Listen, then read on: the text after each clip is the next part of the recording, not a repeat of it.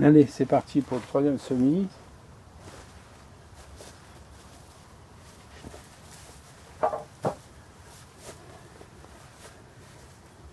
Alors, en même temps, je vais vous faire voir. Voilà les fleurs que j'ai récoltées d'oignons que je laisse, alors j'en fais beaucoup, mais que je laisse sécher. Et quand elles sont mûres, elles commencent à bien être mûres, je les rentre dans la maison, dans un carton, pour qu'elles finissent de mûrir. Et à un moment donné, on voit toutes les petites graines noires. Et là, vous pouvez voir ça dans un mois. Et là, vous roulez comme ça, et vous sortez toutes les petites graines noires. Alors, c'est assez dur à sortir, mais si vous en faites beaucoup, il n'y a pas de problème, vous avez votre semence année par année. Hein. Donc voilà, donc ça c'est des fleurs d'oignon. Donc ça pousse à 80 cm de haut. Ça fleurit, les abeilles viennent dessus. La pollinisation est faite. À partir de ce moment-là, vous avez les graines. Condition d'utiliser des graines qui sont, comment dire, des variétés anciennes parce qu'elles se produisent très bien. Voilà. Et surtout, quand vous avez réussi à faire ça, vous le faites tous les ans, parce que vos graines seront en symbiose avec votre jardin. Voilà. Allez, on y va. Pareil, c'est pas très propre, il y a du poussier. Mais le poussier, on s'en fout, ça permet d'avoir un semis beaucoup plus clair que si je semais. Voilà. Puis en même temps, ça me fait visualiser où j'en ai pas mis. On appelle ça du poussier, c'est un peu les enveloppes des graines.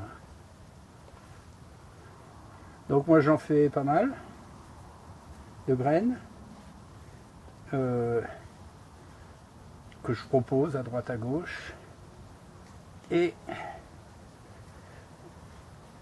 le reste, c'est pour moi, pour refaire mon année. Voilà. Pour moi, un jardin, il faut être au maximum autonome. Au maximum. Voilà. Et on recommence. On recouvre légèrement.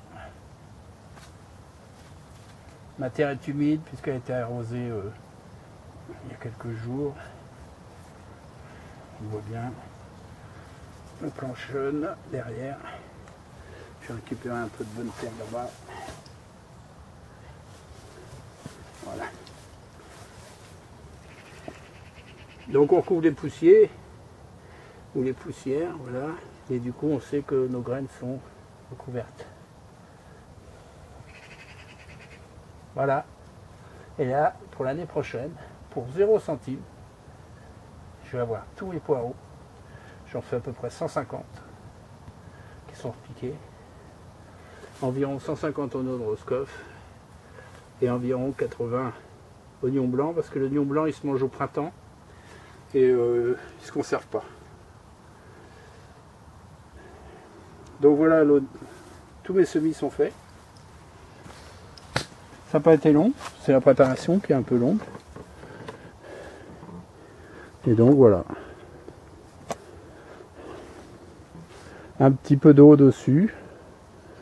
Et on attend. Voilà pour les semis d'oignons blancs, d'oignons de Roscoff et j'ai mon pépère chat qui est toujours avec moi. Normal, les chats adorent les cerfs. C'est chaud. Donc c'est un chat qui a 2 ans et il s'appelle Warrock. Voilà. Et Warrock c'était, d'après les légendes, un roi breton, un des premiers rois bretons. Voilà. La serre, ça sert à ça. C'est pas un jeu de mots, mais la serre, ça sert. Voilà un autre chat qui arrive. C'est son frère. Donc un petit coup d'œil pour les 2 frangins. Voilà. Voilà. Alors lui c'est Titi. Il est adorable. Et voilà. Voilà. C'est bien la paille et une serre chaude. Hein. Donc bah, les chats, si vous voulez pas de mulot chez vous, si vous voulez pas de campagnol, et ben voilà. Voilà la solution. Encore deux petites choses importantes. Si vous avez des chats, vous mettez un filet, hein. Petit filet, moi j'ai toujours des bouts qui traînent. Et surtout, ce qui est très important, là je viens d'arroser, c'est surtout pas de laisser la terre sécher. Il faut arroser presque en permanence. Le fait d'être dans une serre, et surtout, quand ça va, quand les oignons ils vont pousser, ils vont faire un crochet. Je vous referai une vidéo à ce sujet-là. C'est-à-dire que l'oignon, quand il sort de terre, il est comme ça. Évidemment, il est plus petit. Et tant qu'il est en mode crochet, comme ça, il faut maintenir l'arrosage. Surtout pas le laisser sécher, il va mourir, il va couler. Et à un moment donné, il va se redresser et il va vous faire des pousses d'oignons, comme ça. Peu importe la variété d'oignons. Mais tant qu'il est en mode crochet, surtout arroser. Presque tous les jours. Un petit peu, presque tous les jours. Et là, vous allez avoir une belle poussée. Donc voilà, ce truc-là, l'arrosage, et surtout le filet pour pas que les chats aillent faire des bêtises dans votre semis quand vous avez des chats. Voilà, bah on va s'arrêter là. Alors moi je recouvre et je mets des pots, donc c'est des pots qui vont passer l'hiver dans la serre. Donc ici j'ai une menthe, enfin, j'en ai deux, ça permet d'en manger. Ici j'ai une verveine, c'est des boutures. Ici c'est un estragon des moines, donc je le reproduis. Ici c'est un géranium citron, et puis un fraisier là-bas, et encore de la menthe là-haut. Du coup ça permet d'utiliser ce qui est dans la serre. Et les chats, voilà, c'est ça le jardinage aussi. C'est d'être tranquille, il fait froid, ça bruine dehors, et là je peux travailler au sec. Et oui. Allez.